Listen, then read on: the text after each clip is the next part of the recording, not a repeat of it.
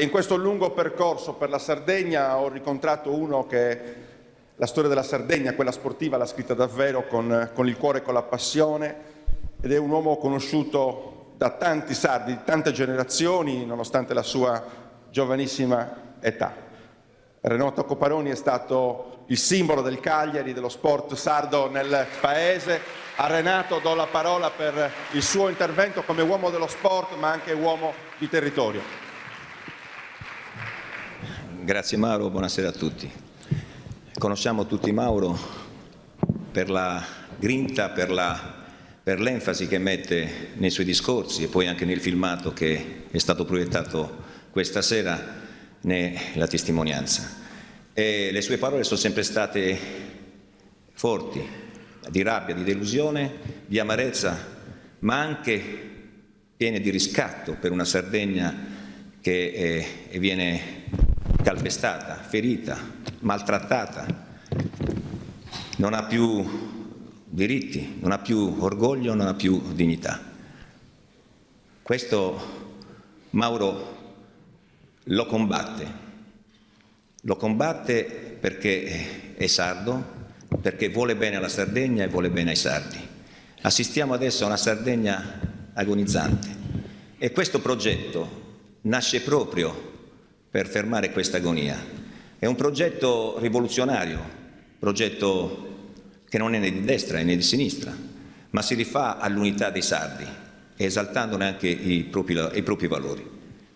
È un progetto che io sono qui a testimoniarlo, mi entusiasma per la concretezza delle idee e di tante risposte che, se realizzato, può dare alle famiglie, alle imprese, agli operai, ai lavoratori e ai giovani che da troppi anni chiedono. È un progetto questo che pensa ancora e crede che la Sardegna ce la possa fare. C'è ancora una fiammella di speranza e, come ci ha ricordato Papa Francesco, questa speranza noi non ce la dobbiamo far rubare. Però ci ha anche detto che non possiamo piangerci addosso, ma non possiamo neppure stare fermi a guardare e aspettare chi e che cosa. Bisogna reagire.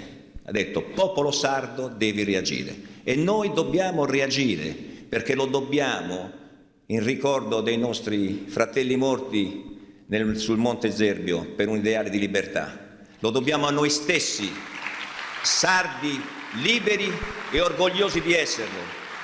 Ma lo dobbiamo soprattutto ai nostri figli, perché possano avere veramente un domani migliore. Oggi abbiamo questa opportunità. Abbiamo Mauro Pili, abbiamo il nostro capitano che può veramente tenere in vita questa speranza. Dobbiamo coglierla. La Sardegna oggi più che mai ha bisogno di Mauro Pili e Mauro Pili ha bisogno della Sardegna e del suo popolo per poter realizzare questo progetto che la possa vedere libera e autonoma.